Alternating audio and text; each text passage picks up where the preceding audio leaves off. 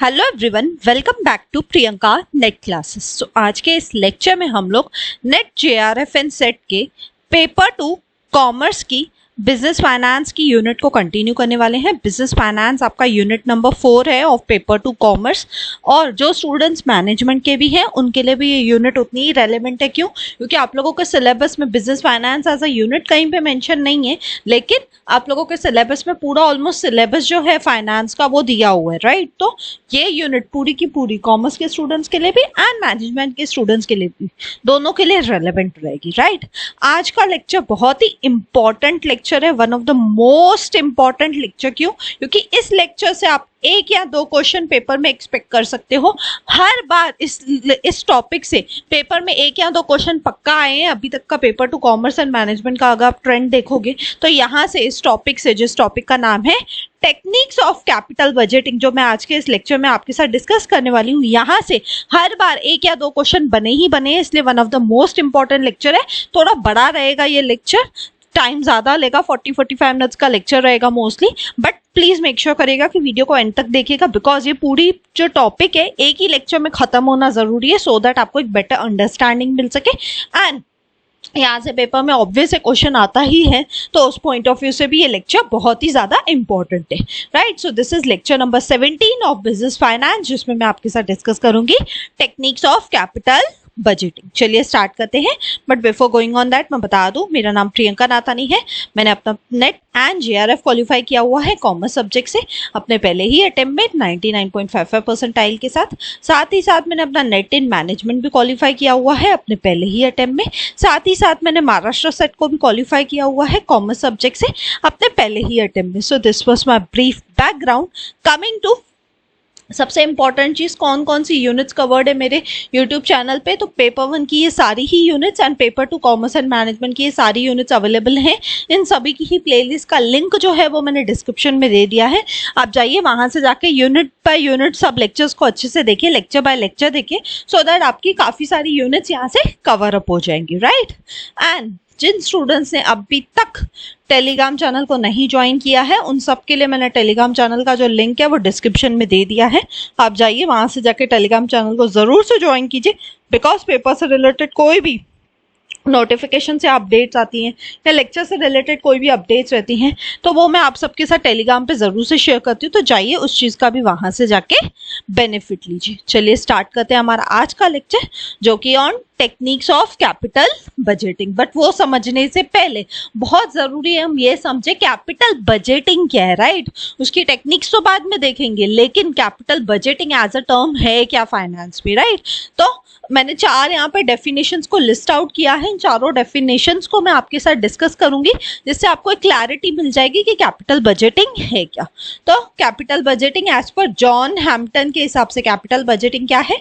Describes the firm's formal planning process for the acquisition and investment of capital। John Hampton के हिसाब से capital budgeting simply क्या है? ये एक फॉर्मल प्लानिंग प्रोसेस है जिसमें आप एज अ फर्म क्या करते हो, कहां से कैपिटल को अक्वायर करना है। यहाँ पे 2 चीजें बहुत ही इंपॉर्टेंट है कैपिटल बजटिंग में। पहली चीज आपको क्या करनी है, कहां से पैसा अक्वायर करना है, कौन से आपके सोर्सेज ऑफ फंड्स होने चाहिए, पहले तो आपको उस पर फोकस करना है। सेकेंड चीज जो यहाँ पे बहुत इंपॉर्टेंट है वो है इन्वेस्टमेंट ऑफ कैपिटल। आपने पैसा अक्वायर तो कर लिया, लेकिन वो पैसे को कहाँ पे इन्वेस्ट करना है, वो सब कहाँ पे पता चलता है, वो आपको कैपिटल बजटिंग करके ही पता चलता है ना। एक बिजनेस फर्म के लिए क्या होता है, पैसा आप लोगों ने अलग अलग सोर्सेज ऑफ फंड से अक्वायर कर लिया, लेकिन बहुत बड़ा इंपॉर्टेंट वाइटल डिसीजन क्या होता है। से फॉर एग्जांपल मेरे सामने 4 प्रोजेक्ट्स है, ए प्रोजेक्ट, बी प्रोजेक्ट, सी प्रोजेक्ट, डी प्रोजेक्ट। अब इन चारों में से मैं किस में इन्वेस्ट करूं ताकि मैं अपनी रिटर्न्स को मैक्सिमाइज कर सकूं, तो वो डिसीजन लेना is with the help of capital budgeting, ठीक है। आई होप फर्स्ट जो डेफिनेशन है जॉन हैम्पटन का वो क्लियर है। कमिंग टू हमारा सेकेंड डेफिनेशन जो दिया है चार्ल्स हॉर्गन ने, ठीक है। फर्स्ट डेफिनेशन किसने दिया था? जॉन हैम्पटन ने। सेकेंड दिया है चार्ल्स हॉर्गन ने। इनके हिसाब से capital budgeting is a long term planning for making and financing proposed capital outlay. आप यहाँ पे क्या करते हो, आप यहाँ पे पहले पहले तो बनाते हो, क्या बनाते हो, लॉन्ग टर्म प्लान बनाते हो। किसके लिए, ताकि आप जो लॉन्ग टर्म में कैपिटल आउटले करने वाले हो, लॉन्ग टर्म में जो कैपिटल आउटले यानी कैपिटल इन्वेस्टमेंट्स करने वाले हो लॉन्ग टर्म में, वो कैसे करोगे, कहाँ पे करोगे, उसी को चार्ल्स हॉर्गन के हिसाब से कैपिटल बजटिंग कहते हैं। ठीक है, आई होप जो सेकेंड डेफिनेशन है वो भी काफी हद तक क्लियर है। कमिंग टू थर्ड डेफिनेशन, ये थोड़ा ब्रॉड डेफिनेशन है but one of the best definition है कैपिटल बजटिंग का। वो किसने दिया है, GC फिलेफेटोस ने। Capital budgeting is concern with the allocation of firms scarce financial resources among the available market opportunities. Her firm के पास क्या होते हैं, स्केर्स फाइनेंशियल रिसोर्सेज होते हैं ना, स्केर्स यानी कि लिमिटेड, बहुत ही लिमिटेड फाइनेंशियल रिसोर्सेज होते हैं। और उन लिमिटेड फाइनेंशियल रिसोर्सेज को आप कैसे अलग अलग मार्केट अपॉर्चुनिटीज में से चूज करके किस मार्केट अपॉर्चुनिटी में आप अपना पैसा इन्वेस्ट करते हो, उसे ही कैपिटल बजटिंग कहते हैं। ठीक है, the consideration of investment opportunity involves a comparison of expected future streams of earnings from a project, the immediate and subsequent streams of expenditure for it। यहाँ पे क्या बोला गया है, फिलेफेटस क्या बोलते हैं कि जब भी आप इन्वेस्टमेंट करने जाते हो तो आप क्या करते हो, आप सिंपली कंपैरिजन करते हो। किसमें कंपैरिजन करते हो, कि फ्यूचर में मुझे इस प्रोजेक्ट से कितनी अर्निंग होगी। पहले पहले तो मैं देखूंगी ना, ये ए प्रोजेक्ट, बी, सी, डी, ये चारों को मैं क्या करूंगी, कंपेयर करूंगी आपस में। और कंपेयर कैसे करूंगी, पहले तो मैं देखूंगी कि फ्यूचर में इन प्रोजेक्ट्स में से मुझे कितनी अर्निंग आनी है। सेकेंड चीज, मुझे इन चारों प्रोजेक्ट्स में किस प्रोजेक्ट पे कितना खर्चा करना पड़ेगा ताकि मैं वो अर्न कर सकूं उस प्रोजेक्ट से कुछ ना कुछ। तो वही क्या होता है, वही आपका कैपिटल बजटिंग होता है। इन सब बेसिस में, इन सब कंपैरिजन करके ही आप डिसाइड करते हो कि आपको कौन से प्रोजेक्ट में इन्वेस्ट करना है, कौन से प्रोजेक्ट में इन्वेस्ट नहीं करना है। ठीक है, so this is what is capital budgeting as per फिलेफेटस। ठीक है, लास्ट एंड फोर्थ डेफिनेशन है कैपिटल बजटिंग का, जो एरिच हेल्फर्ट ने दिया है। उनके हिसाब से कैपिटल बजटिंग क्या है, the many steps involved in identifying, analysing and selecting capital investment opportunities are collectively known as capital budgeting। इनके हिसाब से इन्होंने बहुत ही क्रिस्प सा डेफिनेशन दे दिया है कि पहले तो आप आइडेंटिफाई करो, एनालाइज करो और सिलेक्ट करो जो भी आपके पास डिफरेंट कैपिटल इन्वेस्टमेंट अपॉर्चुनिटीज हैं। जैसे मेरे पास 4 प्रोजेक्ट्स हैं, ठीक है, कौन से हैं वो 4 प्रोजेक्ट्स, ABCD, है ना। तो मैंने आइडेंटिफाई कर लिया ABCD 4 प्रोजेक्ट्स हैं। इन चारों को मैं क्या करूंगी, एनालाइज करूंगी, फ्यूचर में कितनी अर्निंग होगी इन प्रोजेक्ट्स में से, आज मुझे इन पे कितना एफर्ट्स डालने पड़ेंगे, कितना एक्सपेंडिचर इनका करना पड़ेगा, वो सब मैंने देख लिया। और फिर इन चारों में से क्या करूंगी, मैं किसी भी एक बेस्ट इन्वेस्टमेंट अपॉर्चुनिटी को क्या कर दूंगी, सिलेक्ट कर दूंगी। तो इसे ही हम क्या कहते हैं, इसे ही हम कैपिटल बजटिंग कहते हैं। ठीक है, आई होप ये चारों डेफिनेशन क्लियर है। चारों डेफिनेशन सिर्फ कैपिटल बजटिंग का मीनिंग ही बताते हैं। यहाँ पे आप क्या करते हो, एज अ फर्म आपके पास बहुत सारी इन्वेस्टमेंट अपॉर्चुनिटीज अवेलेबल होती हैं। आप क्या करते हो, आप उन सब इन्वेस्टमेंट अपॉर्चुनिटीज को कैपिटल बजटिंग के केस में क्या करते हो, एनालाइज करते हो, देखते हो किस में से कितनी अर्निंग होगी, किस में कितना एक्सपेंडिचर इनकर करना पड़ेगा, एंड फाइनली आप एक कंक्लूजन ड्रॉ करते हो कि ठीक है, इन सारी इन्वेस्टमेंट अपॉर्चुनिटीज में से कौन सी ऐसी इन्वेस्टमेंट अपॉर्चुनिटी है जो मुझे मैक्सिमम रिटर्न्स देगी, उसी में आप जाके अपना पैसा इन्वेस्ट करते हो। उसे ही हम कैपिटल बजटिंग कहते हैं। ठीक है, I hope capital budgeting as a concept क्या है वो क्लियर है। कमिंग टू अब सबसे इंपॉर्टेंट चीज जो है, जहां से हर बार पेपर में क्वेश्चन पूछा जा रहा है, वो है कैपिटल बजटिंग की टेक्निक्स। ठीक है, ये टेक्निक्स बहुत इंपॉर्टेंट है। क्यों? क्योंकि हम लोगों ने पीछे जब कैपिटल बजटिंग का मीनिंग समझा था ना, तो मैंने आपको बोला था हमें एनालाइज करना पड़ेगा ना, ABCD 4 प्रोजेक्ट्स है तो चारों को एनालाइज करना पड़ेगा। तो एनालाइज करने के लिए आपको ये टेक्निक्स को यूज करना पड़ेगा। ठीक है, तो बेसिकली कैपिटल बजटिंग की 2 ही टेक्निक्स है। सबसे पहली टेक्निक कौन सी है, ट्रेडिशनल, या जिसको आप नॉन डिस्काउंटिंग टेक्निक भी बोलते हो।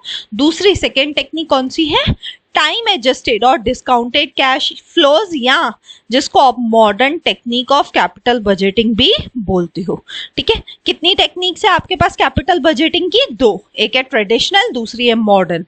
एक है नॉन डिस्काउंटिंग भी बोल सकते हो आप ट्रेडिशनल को, और मॉडर्न को आप क्या बोल सकते हो, डिस्काउंटिंग भी बोल सकते हो, ठीक है। अब ये क्या होता है, ट्रेडिशनल क्या है, मॉडर्न क्या है, इन दोनों का बेसिक डिफरेंस यही है कि ट्रेडिशनल को नॉन डिस्काउंटिंग इसलिए बोलते हैं क्योंकि ये टाइम वैल्यू ऑफ मनी को काउंट नहीं करता है, ये नहीं देखता है कि किस प्रोजेक्ट में रिटर्न लेने के लिए कितना time value of money involve है, वो ये कंसीडर नहीं करती है ट्रेडिशनल टेक्निक्स। दूसरे तरफ जो आपकी मॉडर्न टेक्निक्स है वो क्या करती है, वो टाइम वैल्यू ऑफ मनी को हमेशा क्या करते हैं, हमेशा एडजस्ट करते हैं। किस प्रोजेक्ट में इन्वेस्ट करने से कितना टाइम वैल्यू ऑफ मनी के हिसाब से कितना रिटर्न आना चाहिए, क्या इन्वेस्टमेंट होनी चाहिए, वो इसको ये क्या करते हैं, ये कंसीडर करते हैं, ठीक है। अब बेसिकली यहाँ पे ट्रेडिशनल में दो टेक्निक्स है, सबसे पहली है पे बैक पीरियड, दूसरा है अकाउंटिंग रेट ऑफ रिटर्न। और दूसरी तरफ मॉडर्न टेक्निक्स में कितनी टेक्निक्स दी हुई है, 5 टेक्निक्स। कौन सी हैं वो, सबसे पहले है नेट प्रेजेंट वैल्यू, सेकेंड है प्रॉफिटेबिलिटी इंडेक्स, थर्ड है IRR internal rate of return, fourth है MIRR जो है modified internal rate of return, and fifth है डिस्काउंटेड पे बैक पीरियड, ठीक है। अब आपको क्या करना है, एक एक इस टेक्निक को मैं डिटेल में डिस्कस करने वाली हूँ, बट प्लीज ये जो चार्ट आपके सामने दिख रहा है ना, प्लीज इसको लर्न कर लीजिएगा। आप इतना लर्न कर लीजिए कि ये दो क्या है, ये दो ट्रेडिशनल है, तो ऑटोमेटिकली इसके अलावा बाकी सारी क्या होंगी, आपकी मॉडर्न टेक्निक्स आ जाएंगी, राइट। और ये एक एक टेक्निक आपको लर्न करनी है, एक एक टेक्निक में एक्सप्लेन करूंगी, स्पेशली इनकी जो फॉर्मूलाज हैं और ये टेक्निक है क्या, वो आपको अच्छे से लर्न करना है, तो प्लीज इसके नोट्स बनाते रहिएगा साथ साथ ही, ठीक है। चलिए स्टार्ट करते हैं, एक एक करके देखते हैं कौन कौन सी टेक्निक है और उसका क्या मीनिंग है, ठीक है। सबसे पहली टेक्निक क्या है, ये है पे बैक पीरियड। ये कौन सी टेक्निक है आपकी, ये ट्रेडिशनल टेक्निक है ना, यानी ये टाइम वैल्यू ऑफ मनी को कंसीडर नहीं करता है ना, ये कौन सी है, ट्रेडिशनल टेक्निक है। कौन सी, पे बैक पीरियड। अब पे बैक पीरियड नाम से ही क्लियर है, helps to determine the length of time required to recover the initial cash outlay in the project. Pay back period आपको क्या बताता है, कितना टाइम लगेगा, जो भी आप इनिशियल कैपिटल आउटले कर रहे हो, आउटले यानी जितना पैसा आप इन्वेस्ट कर रहे हो, वो इनिशियल कैपिटल इन्वेस्टमेंट को रिकवर होने के लिए कितना टाइम लगेगा, वो आपको सिंपली किससे पता चलता है, पे बैक पीरियड मेथड से पता चल जाता है। It is a method used to calculate the time required to earn back the cost incurred in the investment through the successive cash inflow. आप यहाँ पे क्या करते हो, इस मेथड के थ्रू आपको टाइम पता चलता है कि कितने सालों में या कितने महीनों में मैंने जो भी पैसा क्या किया था, इनकर किया था, इन्वेस्टमेंट्स की थी, उस इन्वेस्टमेंट को रिकवर होने में कितना टाइम लगेगा, तो वो मुझे किससे पता चलता है, वो मुझे पे बैक पीरियड से पता चल जाता है। और वो कैसे पता चलेगा, उसके लिए फॉर्मूला दी हुई है। पे बैक पीरियड की फॉर्मूला क्या है, initial outlay divide by cash inflow. Initial outlay यानी स्टार्टिंग में आपने कितना पैसा इन्वेस्ट किया, सपोज मैंने कोई प्रोजेक्ट में स्टार्टिंग में 1 करोड़ रुपया इन्वेस्ट किया, ठीक है, और कैश इनफ्लो यानी हर साल मुझे उसमें से कितना रिटर्न आने वाला है, ठीक है। सपोज मुझे उसमें से हर साल 20 लाख रुपया रिटर्न्स आने वाले हैं, ठीक है, तो 20 लाख डिवाइड बाय 1 करोड़, यानी सिंपली मैं बोल सकती हूँ 5 ईयर्स, 5 साल लगेंगे मुझे 1 करोड़ रुपया रिकवरी करने में, राइट। तो 5 ईयर्स इज माई पे बैक पीरियड। पे बैक पीरियड की फॉर्मूला क्या है, आपको याद रखनी है। ये आपको सिर्फ क्या बताएगा, ये आपको टाइम बताएगा, कितने टाइम में आपका पैसा रिकवर होने वाला है। उसकी फॉर्मूला क्या है, pay back period is equals to initial outlay divide by cash inflow. Please इसकी फॉर्मूला याद रखिएगा, बिकॉज अगर सम आ गया तो आपको फॉर्मूला पता होनी चाहिए। सम्स आते नहीं है मोस्टली, बट फिर भी कभी आ गया तो आपको फॉर्मूला आती होगी तो आप सम इजीली सॉल्व कर पाओगे, राइट। और इसका एक्सेप्ट और रिजेक्ट क्राइटेरिया क्या है, मोस्ट इंपॉर्टेंट चीज, एक्सेप्ट और रिजेक्ट क्राइटेरिया क्या है पे बैक पीरियड का, the project with the lesser pay back period are preferred. जितने भी प्रोजेक्ट है, सपोज ABCD, मेरे सामने 4 प्रोजेक्ट है, इसको इन्वेस्टमेंट को रिकवर होने में इसको लग रहा है सपोज 10 ईयर्स, इसको लग रहा है सपोज 6 ईयर्स, इसको लग रहा है सपोज 5 ईयर्स, और इसको लग रहा है सपोज 7 ईयर्स, ठीक है। ऐसे करके मेरे पास कितने हैं, 4 प्रोजेक्ट्स हैं। चारों में से अब मैं किसको चूज करूंगी, पे बैक पीरियड के हिसाब से, जिसमें सबसे कम पे बैक पीरियड होगा। सबसे कम किसमें है, C वाले में, 5 ईयर्स वाले में। तो मैं इसी प्रोजेक्ट को चूज करूंगी, यानी मैं इसी प्रोजेक्ट में अपना पैसा इन्वेस्ट करूंगी, तो इसे हम कहते हैं पे बैक पीरियड, ठीक है। सबसे कम वाला जो पे बैक पीरियड होगा जिसका, उसी में हम क्या करते हैं, उसी प्रोजेक्ट में हम पैसा इन्वेस्ट करते हैं, ठीक है। आई होप पे बैक पीरियड क्या है ये क्लियर है आपको, ठीक है। चलिए नेक्स्ट टेक्निक की तरफ बढ़ते हैं जिसका नाम है एवरेज रेट ऑफ रिटर्न, या इसको आप अकाउंटिंग रेट ऑफ रिटर्न भी बोलते हो, ठीक है। इसको आप शॉर्ट में ARR बोल सकते हो। ARR stands for average rate of return, या इसका दूसरा नाम क्या है, इसका दूसरा नाम है accounting rate of return. Again ये भी कौन सी टेक्निक है, ये भी आपकी ट्रेडिशनल टेक्निक है ऑफ कैपिटल बजटिंग, है ना। अब ये टेक्निक क्या बोलती है, अभी नाम से ही क्लियर है। The average rate of return और ARR measures the profitability of the investment on the basis of information taken from the financial statements rather than the cash flows। आप यहाँ पे क्या करते हो, फाइनेंशियल स्टेटमेंट जो है आपकी P&L है, आपका बैलेंस शीट है, उसमें जो इंफॉर्मेशन है आप उसको कंसीडर करते हो, ना कि आपके कैश फ्लोज क्या है, आपको कितना इनफ्लो आने वाला है कैश का, कितना आपको आउटफ्लो करना पड़ेगा, वो सब आप कंसीडर नहीं करते हो। बल्कि ARR में आप क्या कंसीडर करते हो, आपकी बैलेंस शीट, आपकी प्रॉफिट एंड लॉस, वो आपको क्या इंफॉर्मेशन दे रही है, वो आप ARR में कंसीडर करते हो, ठीक है। अब इसकी फॉर्मूला क्या है, इसकी फॉर्मूला रही ये, एवरेज रेट ऑफ रिटर्न या accounting rate of return is equals to average income divide by average investment. Formula क्या है, एवरेज रेट ऑफ रिटर्न की आपकी फॉर्मूला क्या है, average rate of return is equals to average income divide by average investment. आपकी average income कितनी है over the years और एवरेज इन्वेस्टमेंट कितनी है, इन दोनों को आप डिवाइड करोगे तो आपको मिल जाएगा ARR, ठीक है। एवरेज इनकम कैसे मिलेगी, average of post tax operating profit, जो भी आपका ऑपरेटिंग प्रॉफिट होगा टैक्स के बाद का, उसको आप कंसीडर करोगे एज योर एवरेज इनकम। और एवरेज इन्वेस्टमेंट कैसे मिलेगी, book value of investment in the beginning plus book value of investment at the end divide by 2। Beginning और एंड में जो आपकी वैल्यू ऑफ इन्वेस्टमेंट थी उसको डिवाइड करना, प्लस करके डिवाइड कर देना 2 से, तो आपको मिल जाएगी एवरेज इन्वेस्टमेंट। तो एवरेज इनकम और एवरेज इन्वेस्टमेंट को आपस में डिवाइड करोगे तो आपको मिल जाएगा एवरेज रेट ऑफ रिटर्न, ठीक है। यहाँ पे सबसे इंपॉर्टेंट चीज, हर एक मेथड की इंपॉर्टेंट चीज क्या है, ये एक्सेप्ट और रिजेक्ट क्राइटेरिया। एक्सेप्ट और रिजेक्ट क्राइटेरिया यहाँ पे क्या है, the projects having the rate of return higher than the minimum desired returns are accepted. Suppose मैंने कम से कम सोचा था कि मुझे हर एक प्रोजेक्ट में कम से कम मुझे क्या होना चाहिए, मुझे कम से कम 15% रिटर्न मिलना चाहिए। कितना मिलना चाहिए, ये मेरा क्या था, ये मेरा था डिजायर्ड रिटर्न, ठीक है। ये मेरा क्या है, ये मेरा डिजायर्ड रिटर्न है। सपोज मैंने बोला कि कम से कम मैं इन्वेस्ट कर रही हूँ, मुझे 15% तो रिटर्न मिलना चाहिए ना किसी प्रोजेक्ट में इन्वेस्ट करने से। तो अब मेरे सामने अगेन मैं वही एग्जांपल को रिपीट कर रही हूँ कि सपोज मेरे सामने 4 प्रोजेक्ट्स हैं, या सपोज चलो 3 प्रोजेक्ट्स है ABC, इसमें से मुझे मिल रहा है सपोज 15%, इसमें से मुझे मिल रहा है सपोज 20% और इसमें से मुझे मिल रहा है 25%, ठीक है। मैंने मिनिमम कितना डिजायर किया था, कम से कम मुझे कितना मिलना चाहिए 15%, लेकिन 15% से ज्यादा, सबसे ज्यादा जहां पे भी होगा वो मेरा होगा एक्सेप्ट क्राइटेरिया। सबसे ज्यादा कहाँ पे मुझे मिल रहा है, C में मिल रहा है ना, 25% रिटर्न मिल रहा है, तो इसी को मैं एक्सेप्ट करूंगी। सी वाले प्रोजेक्ट में मैं क्या करूंगी, इन्वेस्ट करूंगी। क्यों, क्योंकि ये मुझे हायर रिटर्न्स दे रहा है देन माय डिजायर्ड रिटर्न्स, ठीक है। I hope average rate of return क्या है ये अच्छे से क्लियर है, ठीक है। कमिंग टू नेक्स्ट मेथड, ये आपका क्या है, नेट प्रेजेंट वैल्यू मेथड। ये कौन सा मेथड है, ये आपका मॉडर्न मेथड है ऑफ कैपिटल बजटिंग, है ना, मॉडर्न टेक्निक है कैपिटल बजटिंग की, इसलिए मैं इसको नंबर 1 दे रही हूँ क्योंकि यहाँ से आपका मॉडर्न शुरू हो रही है टेक्निक्स, ठीक है। द नेट प्रेजेंट वैल्यू, जिसको आप क्या बोलते हो, NPV बोलते हो, ठीक है, is a discounting technique. Discounting यानी जहां पे टाइम वैल्यू ऑफ मनी को आप कंसीडर करते हो। Time value of money detail में मैं आने वाले लेक्चर्स में बताने वाली हूँ, बट टाइम बीइंग के लिए मैं बता सकती हूँ, time value of money simply means आज की डेट में अगर मैं सपोज किसी भी प्रोजेक्ट में पैसा इन्वेस्ट कर रही हूँ तो फ्यूचर में कितने टाइम के हिसाब से, जितने भी टाइम के लिए मैं उस प्रोजेक्ट में पैसा इन्वेस्ट कर रही हूँ, क्या उतने टाइम के हिसाब से मुझे रिटर्न मिल रहा है कि नहीं, वो टाइम वैल्यू ऑफ मनी होता है, ठीक है। So the net present value or NPV is a discounting technique of capital budgeting wherein the profitability of investment is measured through the difference between the present value of incoming cash flow and the outgoing cash flow over a particular period.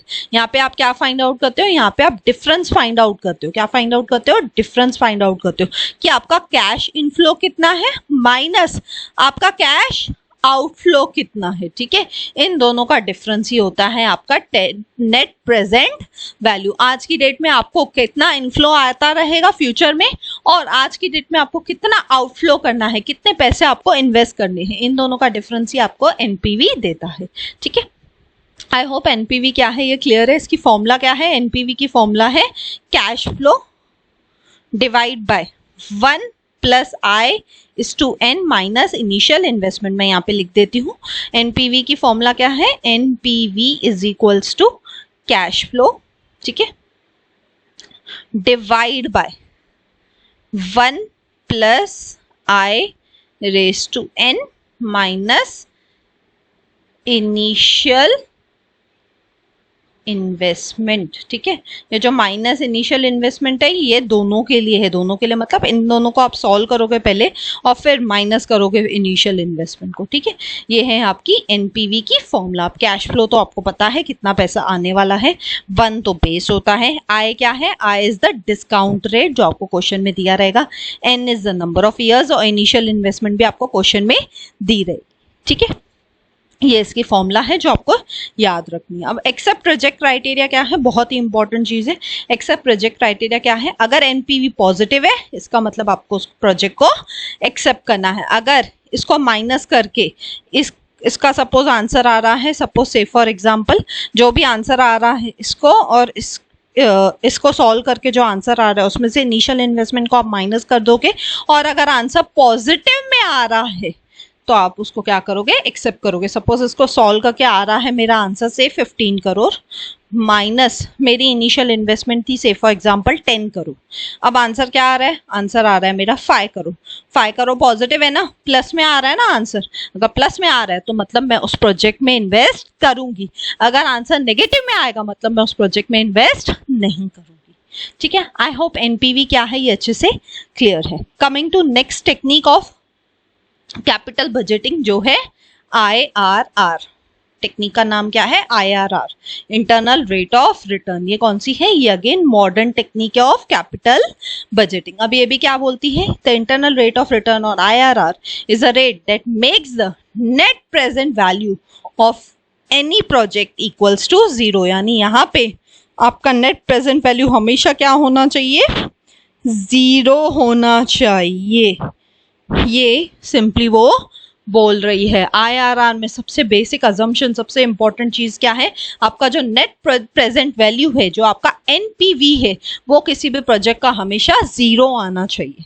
ठीक है, in other words interest rate that equates the present value of cash inflow with the present value of cash outflow is called as internal rate of return. किसी भी project की जो present value है of cash inflow और present value of cash outflow, इसे ही हम क्या कहते हैं, इंटरनल रेट ऑफ रिटर्न। ठीक है, अब इसकी फॉर्मूला क्या है, ये रही इसकी फॉर्मूला। IRR की फॉर्मूला क्या है, summation of CT divide by 1 minus R raise to T minus C हो। अब CT क्या है यहाँ पे, ये जो यहाँ पे देख रहे हो CT क्या है, net cash inflow during the period T यानी यहाँ पे टाइम है। ठीक है, कितना पैसा हर साल इनफ्लो के तौर पे मुझे आने वाला है। सपोज मैं किसी प्रोजेक्ट में इन्वेस्ट कर रही हूँ, उसमें से हर साल मुझे 20 लाख आने वाला है, तो 20 लाख क्या है मेरा नेट कैश इनफ्लो।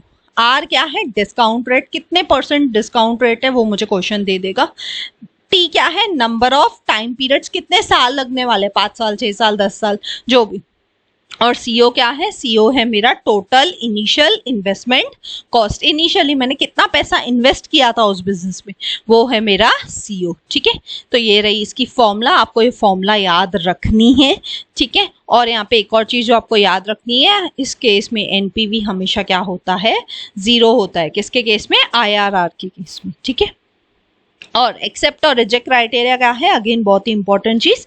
एक्सेप्ट और रिजेक्ट क्राइटेरिया क्या है, if the project's internal rate of return is greater than the firm's cost of capital accept the proposal. अगर आपका IRR internal rate of return आपके कॉस्ट ऑफ कैपिटल से ज्यादा है, मतलब आप उस प्रोजेक्ट को एक्सेप्ट कर सकते हो, और अगर कम होगा तो आप उस प्रोजेक्ट को रिजेक्ट कर दोगे।